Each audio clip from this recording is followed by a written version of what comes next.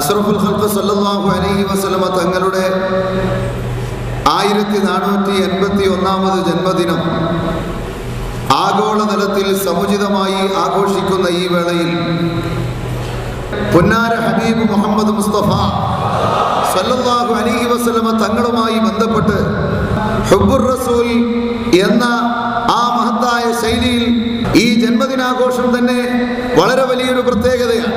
കാരണം സാധാരണ ലീഡേഴ്സിന്റെ ജന്മദിനം ആഘോഷിക്കുക മിക്കവാറും അവർ മരണപ്പെട്ടതിന് ശേഷമാണ്, അതല്ലെങ്കിൽ പ്രവർത്തനപാതയിൽ വ്യക്തമായൊരു മുദ്ര പതിപ്പിച്ചതിന് ശേഷമാണ്. എന്നാൽ അഷ്റഫുൽ ഖൽഖ് നബിയുനാ റസൂലുള്ളാഹി സ്വല്ലല്ലാഹു അലൈഹി വസല്ലമ തങ്ങളുടെ ജന്മദിനാഘോഷം അവിടുന്ന് ജനിച്ച സമയത്തു തന്നെ പ്രപഞ്ചമാസകലം പ്രകമ്പനം കൊള്ളുന്ന ഒരു പ്രകടനം കൊണ്ടും അജയ്യമായ മലക്കുകളുടെ നേതാവ് ജിബ്രീൽ അലൈഹിസ്സലാമിന്റെ പ്രഭാഷണം കൊണ്ടും ആത്മീയ ലോകത്തേക്കും ഭൗതിക ലോകത്തേക്കും ഉന്നതമായൊരു നേതൃത്വത്തിന്റെ വരവ് പ്രപഞ്ചമാസകലം പ്രതീക്ഷിക്കുന്നു. ഈ മഹത്തായ പരിശുദ്ധമായ സത്യത്തെ പ്രബോധനം ചെയ്യാൻ ധർമ്മത്തിന്റെ ഏറ്റവും വലിയ ധ്വജവാഹകർ അതാ കടന്നു വരുന്നു എന്നറിയിച്ചുകൊണ്ട് ആ ജന്മദിനാഘോഷം അവിടുന്ന് തന്നെ തുടങ്ങി എന്നതാണ് ചരിത്രപരമായി നമുക്ക് വ്യക്തമായി മനസ്സിലാക്കാൻ കഴിയുന്നത്. ഞാനതിൻ്റെ വിശദാംശങ്ങളിലേക്ക് കടക്കുന്നില്ല. പിന്നീട് ഏത് മേഖല പരിശോധിച്ചു നോക്കിയാലും ഏറ്റവും കൂടുതൽ അനുയായികളെ വാർത്തെടുത്ത നേതാവാരാണ്? അഷ്റഫുൽ ഖൽഖ് നബിയുനാ റസൂലുള്ളാഹി. 8 ലക്ഷം അനുയായികളെ വാർത്തെടുക്കുകയും 1.5 ലക്ഷത്തോളം വരുന്ന ഒഫീഷ്യൽ ഡിസ്ട്രിബ്യൂട്ടഡ് ഏജൻസി ഔദ്യോഗിക വിതരണക്കാരായ സ്വഹാബത്തിനെ വാർത്തെടുക്കുകയും ചെയ്ത് ലോകത്ത് കാലുമാറ്റത്തിന്റെയും കൂറുമാറ്റത്തിന്റെയും അതല്ലെങ്കിൽ പ്രാസ്ഥാനികമായി യാതൊരു പിന്തുണയുമില്ലാതെ മേമ്പൊടി വാചകങ്ങൾ മാത്രമുള്ള അനുയായികളെയും ചേർത്തു പിടിച്ച് എണ്ണം തികയ്ക്കുന്ന ഈ കാലഘട്ടത്തിൽ ആത്മാർത്ഥമായും മനസാക്ഷി സൂക്ഷിപ്പുകാരായും ആരോട് തുടർന്നാലും സന്മാർഗത്തിലെത്തുമെന്ന് പ്രവാചകർ പ്രഖ്യാപിക്കുന്ന തരത്തിൽ 100 മേനി യോഗ്യതയുള്ള സ്വഹാബത്തിനെ ഇത്രയധികം വാർത്തെടുത്തുകൊണ്ട് ലോകത്തെ ഏറ്റവും വിശ്വസ്തമായ ഏറ്റവും വലിയൊരു അനുയായി വൃന്ദത്തെ റസൂലുള്ളാഹി സ്വല്ലല്ലാഹു അലൈഹി വസല്ലം തങ്ങൾ ഈ ലോകത്ത് സമർപ്പിച്ചിട്ടാണ് പോയത്. അതേപോലെ ചരിത്രപരമായി പരിശോധിച്ചു നോക്കിയാൽ ഏതൊരു ലീഡർഷിപ്പിന്റെയും പ്രാമുഖ്യം അവിടെ ചരിത്രപരമായി എത്രത്തോളം നിലനിൽപ്പുണ്ട് എന്നതാണ്.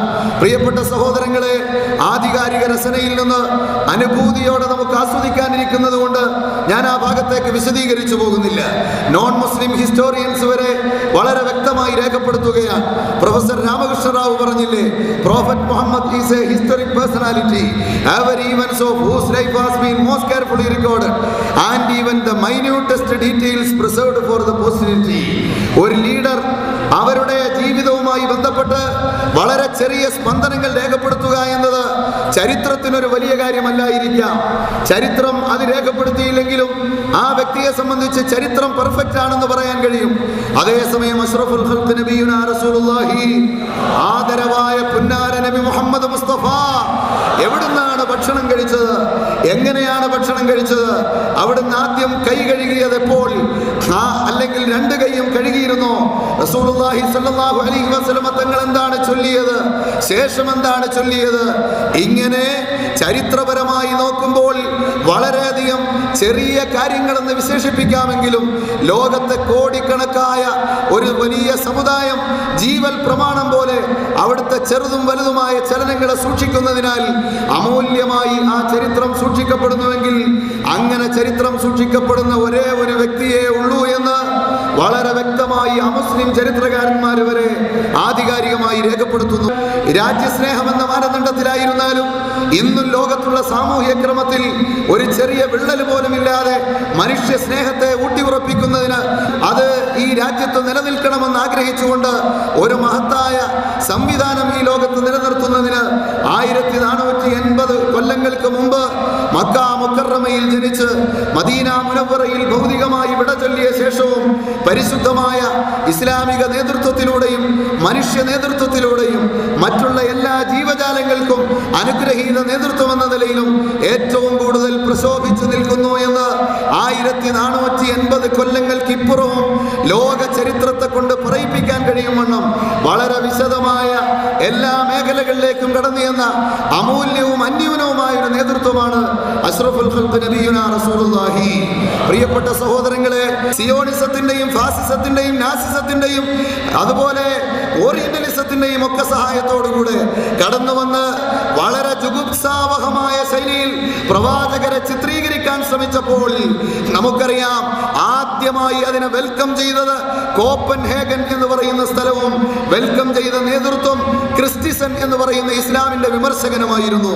വളരെ വ്യക്തമായി നാം മനസ്സിലാക്കുക, ആ കാർട്ടൂണുകളുമായി രംഗത്ത് വന്നപ്പോ ലോകം മുഴുവൻ ഹുവ ഹയ്യുൻ ഫീ ഖുലൂബിനാ, നമ്മുടെ കൽബുകളിൽ ജീവിച്ചിരിക്കുന്ന മുഹമ്മദ് മുസ്തഫ, അതിലാദ്യമായി ലോക ശ്രദ്ധയാകർഷിച്ച ലോഗോ പ്രസിദ്ധീകരിച്ചുകൊണ്ട് 25 ലോക പണ്ഡിതന്മാരുടെ ആധികാരിക ഫത്വയുമായി ഈ പാശ്ചാത്യ ലോകത്തോട് പലപ്പോഴും പ്രതികരിക്കാൻ വിസമ്മതം കാണിക്കുന്ന അറേബ്യൻ ചുറ്റുപാടുകളെ പോലും വെല്ലുവിളിച്ചുകൊണ്ട് പ്രതികരണ ശക്തിയുമായി കടന്നു വന്ന UAE ഗവൺമെന്റ് അവിടുത്തെ മതകാര്യ വകുപ്പ് ഔദ്യോഗികമായി ഇറക്കിയ ലോഗോയിൽ 25 പണ്ഡിതന്മാരുടെ ഫത്വ രേഖപ്പെടുത്തിയപ്പോൾ ഒന്നാമതായി അവിടുന്ന് പ്രസിദ്ധീകരിച്ചത് ഈ ഇരിക്കുന്ന മഹാനായ ശൈഖുനാ കാന്തപുരം ഉസ്താദിന്റെ ആ മഹത്തായ ഫത്വയായിരുന്നു എന്ന് നാം മനസ്സിലാക്കേണ്ടതുണ്ട്.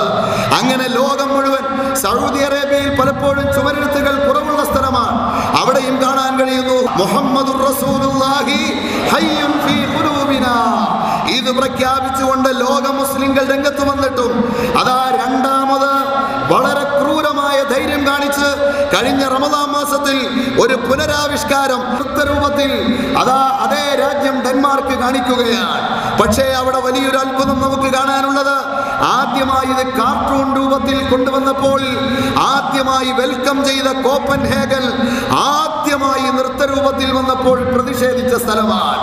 മക്കത്തു നിന്നല്ല, മദീനത്ത് നിന്നല്ല, ഈജിപ്തിൽ നിന്നല്ല, UAE-യിൽ നിന്നല്ല, ഇന്ത്യയിൽ നിന്നോ പാകിസ്ഥാനിൽ നിന്നോ ജോർദാനിൽ നിന്നോ അല്ല, മറിച്ച് ആദ്യമായി പ്രതിഷേധമറിയിച്ചുകൊണ്ട് ഒരിക്കലും ഈ ആക്ഷേപം ഇനി തുടരാൻ പാടില്ലെന്ന് പ്രഖ്യാപിച്ചുകൊണ്ട് ആദ്യമായി എതിർത്തത് കാർട്ടൂൺ രൂപത്തിൽ ഇറങ്ങുമ്പോൾ ആദ്യം സ്വീകരിച്ച കോപ്പൻഹേഗനാണ്.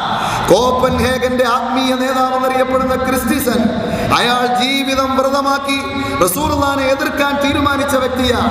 അയാൾ ഈ കാർട്ടൂണുകൾ രംഗത്ത് വന്നപ്പോൾ പറഞ്ഞു, എനിക്ക് കിട്ടിപ്പോയി.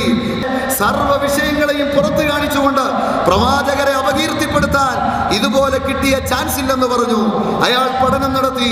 കാർട്ടൂണുകളിലൂടെ 72 hours പഠനം പിന്നിട്ടപ്പോ ഐ ആം വെരി സോറി, പരിപൂർണമായി ക്ഷമ ചോദിച്ചുകൊണ്ട് അയാൾ പറഞ്ഞു, എന്റെ ജീവിതത്തിൽ ഒരു തപസ്യയായി, ഒരു വ്രതമായി ഏറ്റെടുത്ത പ്രവാചക വിമർശനത്തിന് ഞാനിതാ അസ്തമാനം കുറിച്ചിരിക്കുന്നു.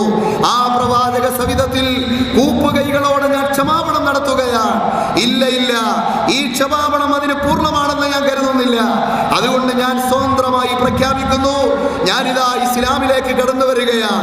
പ്രവാചകരുമായി ബന്ധപ്പെട്ട് ടെററിസം എന്ന ടോപ്പിക്കുമായി ചർച്ച ചെയ്തു നോക്കുമ്പോൾ ഒരു ചെറിയ ലാഞ്ചനയുള്ള ജീവിതത്തിന്റെ മുക്കുമൂലകളിലെങ്കിലും ഒരു അധ്യായം കാണാതെ വരുമ്പോ അള്ളാഹുവിന്റെ റസൂലിനെ കുറിച്ച് ഇത്രയും വലിയ അപരാധം ലോകത്ത് നടക്കുന്ന നിഗൂഢ ശക്തികളുടെ പ്രചരണ ഫലമായി കടന്നു വന്നെങ്കിൽ തീർച്ചയായും ഇതിന് മനുഷ്യർക്ക് ഏറ്റെടുക്കാൻ കഴിയില്ല.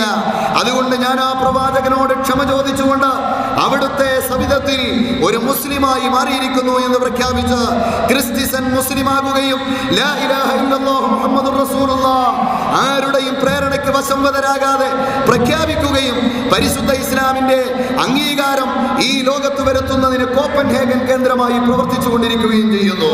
ഇത് റസൂലുള്ളാഹി തങ്ങളുടെ ആധുനിക കാലഘട്ടത്തിലുള്ള ഏറ്റവും വലിയ മൗജിസത്താണെന്ന് കൂടി വ്യക്തമായി മനസ്സിലാക്കി പരിശുദ്ധ ഇസ്ലാമിന്റെ പ്രവാചകർക്ക് നേരെ ഒരു ചെറിയ നെഗറ്റീവ് പോലും അവിടുത്തെ ജീവിതവുമായി ബന്ധപ്പെട്ട് രേഖപ്പെടുത്താൻ കഴിയാത്തവർ, അതാ അൽ-അമീനെന്നും അസാദിഖെന്നും ഒക്കെ വിളിച്ച് ആ പരിശുദ്ധ ജീവിതത്തിന് ഏറ്റവും വലിയ അംഗീകാരം നൽകിയവർ, അവർക്ക് ഇഷ്ടപ്പെടാത്ത ഒരു പൂർണ്ണ സത്യത്തെക്കുറിച്ച് ജബൽ ഖുബൈസിന്റെ താഴ്വരയിൽ ഒരുമിച്ച് കൂട്ടിയിട്ട് അവരോട് പ്രഖ്യാപിച്ചപ്പോൾ തൊട്ടു നിമിഷം മുമ്പ് ഇതാ പിറകിൽ നിന്ന് ശത്രുക്കൾ വരുന്നു എന്ന് പറഞ്ഞാലോ ഞങ്ങൾ പൂർണ്ണമായും വാളെടുത്ത് പ്രതിരോധിക്കുമെന്ന് പറഞ്ഞപ്പോൾ, എന്നാൽ ശത്രു വരുന്നു എന്ന് പറഞ്ഞാൽ പോലും കാണാതെ വിശ്വസിക്കുന്ന ആ പശ്ചാത്തലം ഉൾക്കൊണ്ടുകൊണ്ട് ഞാൻ പറയുന്നു, അന മുഹമ്മദുർ റസൂലുള്ളാഹി. ആ ഒരു വാചകം അവർക്ക് കേൾക്കാൻ മനസ്സില്ലായിരുന്നു. അഹങ്കാരത്തിന്റെയും അഹന്തയുടെയും അതുപോലെ മനുഷ്യത്വരഹിതമായ സമീപനത്തിന്റെയും ആക്രമണത്തിന്റെയും ഒക്കെ പര്യായമായ ആ വിഭാഗം ആശയപരമായി പരിശുദ്ധ ഇസ്ലാമിനെയും ഇസ്ലാമിന്റെ പ്രവാചകൻ എന്ന നിലക്കുമാണ് റസൂലുള്ളാഹി തങ്ങളെ എതിർത്തത്. പേഴ്സണലായി, വ്യക്തിപരമായി അവിടുത്തെ ജീവിതത്തിൽ ഒരു നെഗറ്റീവ് കണ്ടുപിടിക്കാൻ ചരിത്രം മുഴുവൻ തപ്പി നോക്കിയവർക്ക് സാധ്യമല്ലാതിരുന്നുവെങ്കിൽ, പ്രിയപ്പെട്ട മുഅ്മിനീങ്ങളെ, ഉസ്താദ് നമ്മെ ഓർമ്മപ്പെടുത്തും പോലെ മുഅ്മിനീങ്ങൾക്ക് അവരുടെ ജീവിതത്തിന്റെ ഏറ്റവും വലിയ സലാമത്ത് അവിടെയാണ്.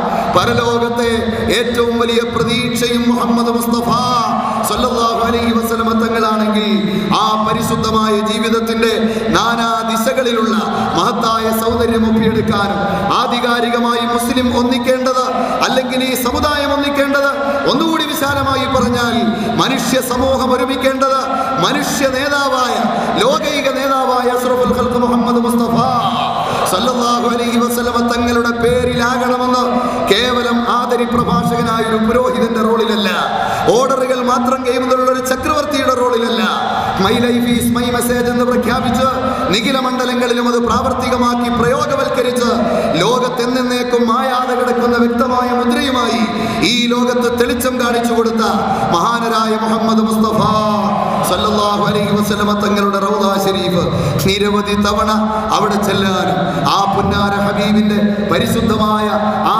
വദനമൊന്ന് കണ്ടിട്ട് ഈ ലോകത്തോട് വിട പറയാനും, പരിശുദ്ധമായ അവിടുത്തെ ആ അറിയാമോ പരിചയമുണ്ടോ എന്ന് അന്വേഷിക്കുന്ന ഖബർ ജീവിതത്തിൽ അതിന് മറുപടി പറയാനും, നാളെ ജന്നാത്തുൻ നഈമിൽ മദ്ഹുർ റസൂൽ എന്ന ടോപ്പിക്കിൽ കേരളത്തിലെ മുഅ്മിനീങ്ങളെ ഒരുമിപ്പിച്ച, ലോകത്തെ മുഅ്മിനീങ്ങളുടെ ആശാകേന്ദ്രമായി മാറിയ ശൈഖുനാ എ.പി. ഉസ്താദ്, അവിടുത്തെ ആഫിയത്തും ദീർഘായുസ്സും അല്ലാഹു നൽകുമാറാകട്ടെ.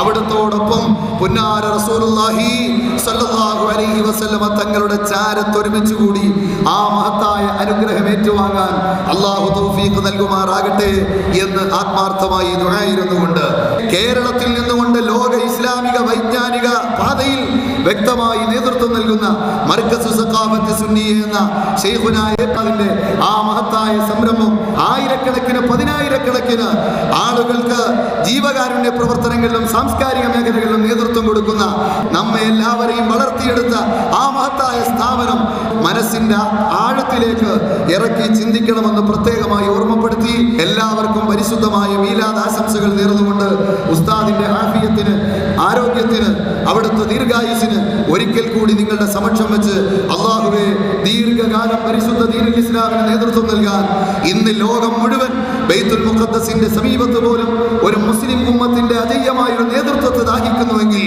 ആ ദാഹം തീർക്കാൻ ഞങ്ങളുടെ നാടിന് കഴിയുമെന്ന് പ്രതീക്ഷിക്കുന്ന ഈ മഹത്തായ സമൂഹത്തിന്റെ ആശ പൂവണിയിച്ചുകൊണ്ട് ഏറെക്കാലം ഈ പരിശുദ്ധ ഉമ്മത്തിന്, ഈ സമുദായത്തിന് നേതൃത്വം നൽകാൻ അല്ലാഹു തൗഫീഖ് നൽകുമാറാകട്ടെ, തൗഫീഖ് നൽകുമാറാകട്ടെ എന്ന് ആത്മാർത്ഥമായി ദുആയിരുന്നു.